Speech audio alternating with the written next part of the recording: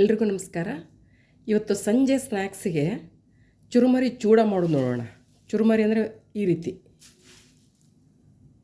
ಬಟ್ಟೆಯಲ್ಲಿ ಮಾಡಿರೋದಿದು. So fresh ಆಗಿ ಒಳ್ಳೆ ಕ್ವಾಲಿಟಿ ಬಟ್ಟೆಯಲ್ಲಿ ಮಾಡಿರೋ ಚುರುಮರಿನ ತೊಗೊಂಬಂದರೆ ಈ ರೀತಿ ನೋಡಿ ಎಷ್ಟು ಕ್ರಿಸ್ಪಿನೆಸ್ ಇರ್ತದೆ. ಈ ಥರ ಇದ್ದರೆ ಇದನ್ನು ಜಸ್ಟ್ ಸ್ವಲ್ಪ ತೋರಿಸ್ತೇನೆ. ಸೊ ಫ್ರೆಶ್ ಆಗಿದೆ, ಇದು ಒಳ್ಳೆ ಕ್ಲೀನಾಗಿರೋದು, ಅಂದರೂ ಸ್ವಲ್ಪ ಧೂಳ ಇರ್ತದೆ. ಹಾಗಾಗಿ ಇದನ್ನೊಂದು ಇದರಲ್ಲಿ ಚಾಣಿಗೆಯಲ್ಲಿ ಹಾಕ್ಕೊಂಡು ಸಾಣಿಸ್ಕೋಬೇಕು. ಇದನ್ನು ಧೂಳೆಲ್ಲ ತೆಗಿಬೇಕು.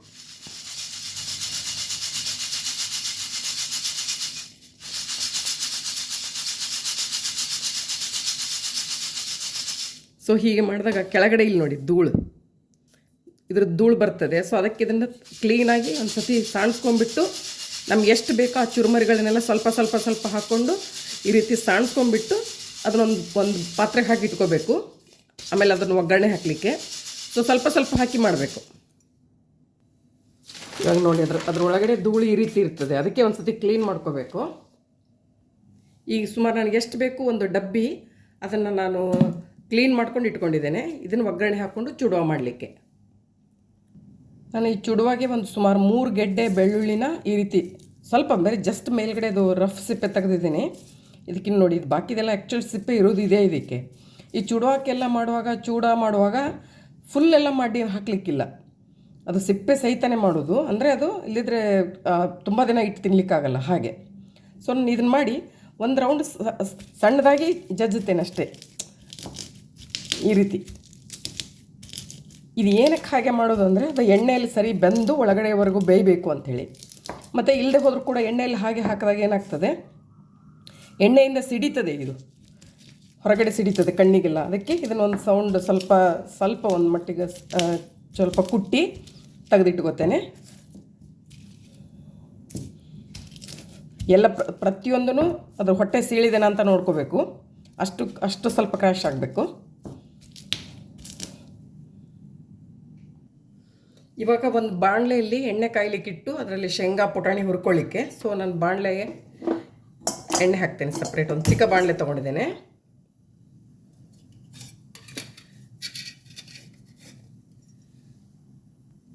ಈಗ ಎಣ್ಣೆ ಹಾಕ್ಕೊಂಡಿದ್ದೇನೆ.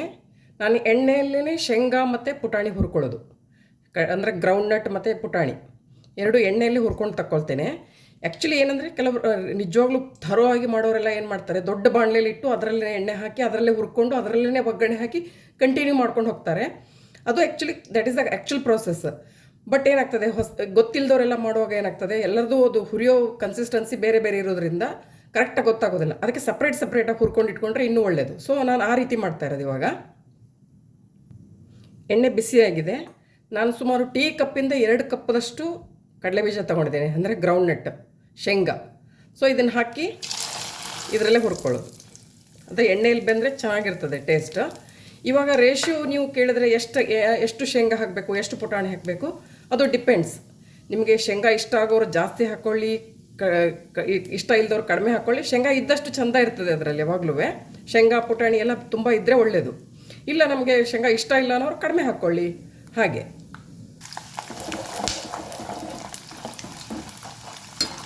ಸರಿಯಲ್ಲಿ ಹುರ್ಕೋಬೇಕು ಎಣ್ಣೆಯಲ್ಲಿ. ಸುಮಾರು ಒಂದಿಷ್ಟಕ್ಕೊಂದು 5 ಮಿನಿಟ್ಸ್ ಆಗ್ಬೋದೇನೋ. ಈಗ ಆಲ್ಮೋಸ್ಟ್ ನನಗೆ 4 ಮಿನಿಟ್ಸ್ ಕಳೀತು ಎಣ್ಣೆಯಲ್ಲಿ ಸರಿ ಇದರಲ್ಲೇ ಇಟ್ಟು ಫ್ಲೇಮ್ ಮಾಡಿದ್ದೀನಿ. ಸೊ ಇವಾಗ ಆಲ್ಮೋಸ್ಟ್ ಇದಾಗಿದೆ, ಹುರಿದಿದೆ. ಎಣ್ಣೆಯಲ್ಲಿ ಹುರಿದಿರೋದ್ರಿಂದ ಒಳ್ಳೆ ಆಗಿರ್ತದೆ. ಆ್ಯಕ್ಚುಲಿ ಕರಿಯೋದು ಎಣ್ಣೆಯಲ್ಲಿ ಕರೆದಿರೋದು. ಸೊ ಇದಾಗಿದೆ. ಇವಾಗ ನಾನು ತಕ್ಕೋತೇನೆ. ಇದರಲ್ಲಿ ನಾನು ಪುಟಾಣಿನೂ ಹಾಕ್ತೇನೆ.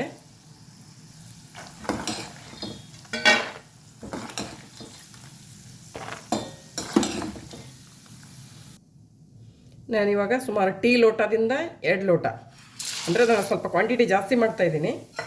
ಸೊ ಅದೇ ಇದರಲ್ಲಿ ನಾನು ಎಣ್ಣೆಯಲ್ಲಿ ಹುರ್ಕೊಳ್ತೇನೆ. ಇದಕ್ಕೊಂದು 3 ನಿಮಿಷ, ಇದು ತುಂಬ ಹೊತ್ತು ಹಿಡಿಯಲ್ಲ, ಒಂದು 2 ನಿಮಿಷ ಬೇಕು. ಆಲ್ರೆಡಿ ಎಣ್ಣೆ ಕಾಯ್ದಿದೆಯಲ್ಲ,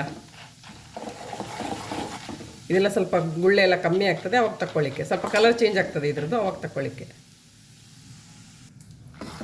ಇವಾಗ ನೋಡಿ ಇಷ್ಟು ಕಲರ್ ಚೇಂಜ್ ಆಗಿದೆ ಸ್ವಲ್ಪ. ಸೊ ಇದು ಎಣ್ಣೆಯಲ್ಲಿ ಸರಿ ಫ್ರೈ ಆಗಿದೆ. ನಾನು ಇದನ್ನು ಶೇಂಗಾ ಒಟ್ಟಿಗೆ ತಗೊಂಡು ಇಟ್ಕೋತೇನೆ.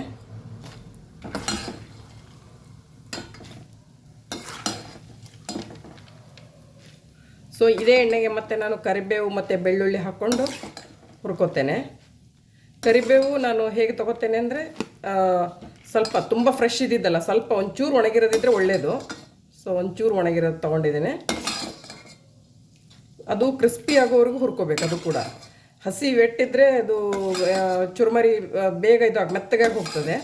ಸೊ ಅದೆಲ್ಲ ಕರೆಕ್ಟಾಗಿ ಹುರ್ಕೊಂಡ್ರೆ ಮಾತ್ರ ಅದು ತುಂಬ ತಿಂಗಳವರೆಗೂ ಇಟ್ಟು ಏನೂ ಆಗಲ್ಲ, ಅಷ್ಟೇ ಕ್ರಿಸ್ಪಿ ಅಷ್ಟೇ ಫ್ರೆಶ್ ಇರ್ತದೆ. ಸೊ ಇವಾಗ ಬೆಳ್ಳುಳ್ಳಿ ಮತ್ತು ಇವಾಗ ಸೇಮ್ ಎಣ್ಣೆಯಲ್ಲಿ ನಾನು ಸ್ವಲ್ಪ ಜಜ್ಜಿಟ್ಕೊಂಡಿರೋ ಬೆಳ್ಳುಳ್ಳಿ ಹೇಳಿದ್ನಲ್ಲ, ಸಿಪ್ಪೆ ಸಹಿತ, ತುಂಬ ಸಿಪ್ಪೆ ಪೂರ್ತಿ ತೆಗಿಲಿಲ್ಲ ನಾನು.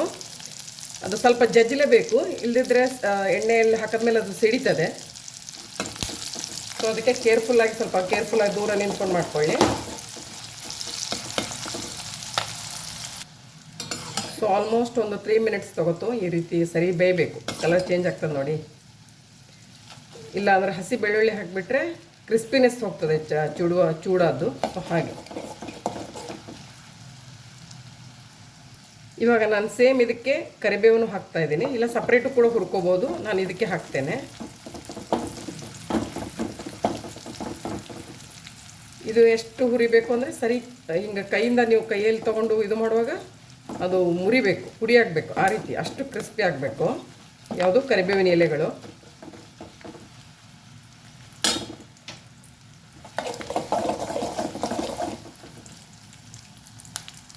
ನಾನಿವಾಗ ಅದೇ ಎಣ್ಣೆಗೆ ಸಾಸಿವೆ ಜೀರಿಗೆ ಹಾಕ್ಕೊಂಡು ಒಗ್ಗರಣೆ ಕೊಡ್ತೇನೆ.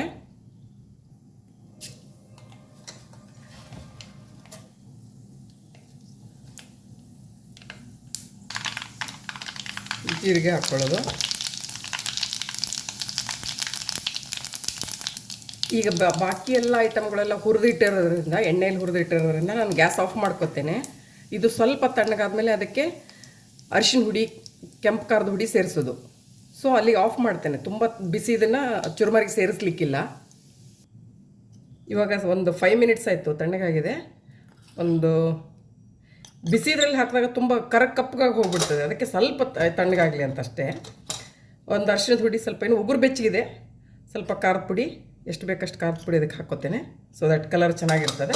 ಸೊ ಇದನ್ನು ಮಾಡಿ ಅದನ್ನು ನಾನು ಚುರುಮರಿ ಮಿಕ್ಸ್ ಮಾಡೋದು. ಈಗ ಆಲ್ರೆಡಿ ಎಣ್ಣೆಯಲ್ಲಿ ಹುರಿದು ಇಟ್ಟುಕೊಂಡಿರೋ ಶೇಂಗಾ, ಪುಟಾಣಿ, ಬೆಳ್ಳುಳ್ಳಿ, ಕರಿಬೇವು ಎಲ್ಲ ಇದನ್ನು ಇದಕ್ಕೆ ಹಾಕಿ ಸೇರಿಸ್ಕೊತೇನೆ. ಹಾಗೆ ಈಗ ಉಗುರು ಬೆಚ್ಚಗಿದೆ ಇದು. ಸೊ ಇದನ್ನು ಒಗ್ಗರಣೆ ಇದಕ್ಕೆ ಹಾಕಿ ಸರಿ ಇದು ಮಾಡಿ ಮಿಕ್ಸ್ ಕೊಡೋದು. ಇವಾಗ ಆಲ್ರೆಡಿ ನಾನು ಏನಕ್ಕೆ ಇದು ಮತ್ತೆ ಹುರಿಯೋದು ಬೇಡ ಅಂದರೆ ಚುರುಮರಿ ಫ್ರೆಶ್ ಇದೆ. ಸೊ ಫ್ರೆಶ್ ಬಟ್ಟೆಯಿಂದ ಇಳಿಸಿರೋ ತಂದಿರೋದು. ಸೊ ಹಾಗಾಗಿ ಮಿಕ್ಸ್ ಮಾಡಿದ್ರೆ ಅಲ್ಲಿಗೆ ಚುರುಮರಿ ರೆಡಿ ಆಗ್ತದೆ ಚೂಡ.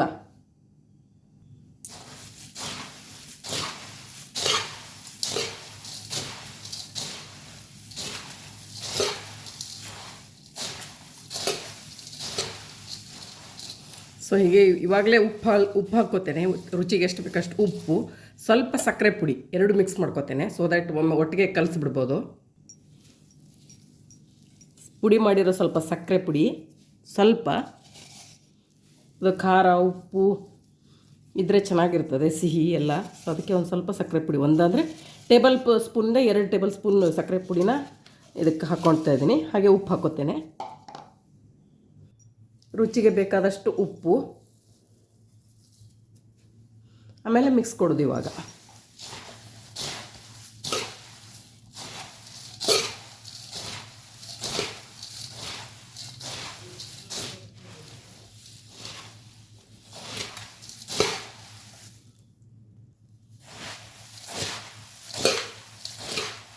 ಪ್ರಾಪರಾಗಿ ಮಿಕ್ಸ್ ಕೊಟ್ಟು ಏನಾದರೂ ಉಪ್ಪು ಕಡಿಮೆ ಆಗಿದ್ದರೆ, ಉಪ್ಪು ಖಾರ ಏನಾದರೂ ಕಡಿಮೆ ಆಗಿದ್ದರೆ ಉಪ್ಪಿನ ಪುಡಿ ಖಾರದ ಪುಡಿ ಸೇರಿಸ್ಕೊಂಡು ಸರಿ ಮಿಕ್ಸ್ ಕೊಟ್ಟರೆ, ಸ್ವಲ್ಪ ಬಿಸಿ ಇರುವಾಗಲೇ ಮಿಕ್ಸ್ ಕೊಟ್ಟರೆ ಕರೆಕ್ಟ್ ಹೊಂದ್ಕೊಳ್ತದೆ. ಅಲ್ಲಿಗೆ ಆಯಿತು, ಮತ್ತೆ ಬಿಸಿ ಮಾಡಬೇಕಂತೇನಿಲ್ಲ. ಇನ್ ಕೇಸ್ ಚುರುಮರಿ ಫ್ರೆಶ್ ಇರಲಿಲ್ಲ ಅಂದರೆ ಅಷ್ಟು ಚೆನ್ನಾಗಾಗಲ್ಲ. ಸೊ ಅದಕ್ಕೆ ಆದಷ್ಟು ಫ್ರೆಶ್ ಬಟ್ಟೆಯಿಂದ ಮಾಡಿರೋ ತಂದು ಮಾಡಿದ್ರೆ ಚುರುಮರಿ ಚೂಡ ತುಂಬ ಚೆನ್ನಾಗಾಗ್ತದೆ. ನೋಡಿ, ದಿಸ್ ಇಸ್ ಈಗ ರೆಡಿಯಾಗಿರೋ ಚುರುಮರಿ ಚೂಡ, ತಿನ್ಲಿಕ್ಕೆ ರೆಡಿ. ಇದನ್ನು ಸುಮಾರು ತಿಂಗಳವರೆಗೂ ಇಟ್ಟು ತಿನ್ಬೋದು, ಏನು ಹಾಳಾಗಲ್ಲ.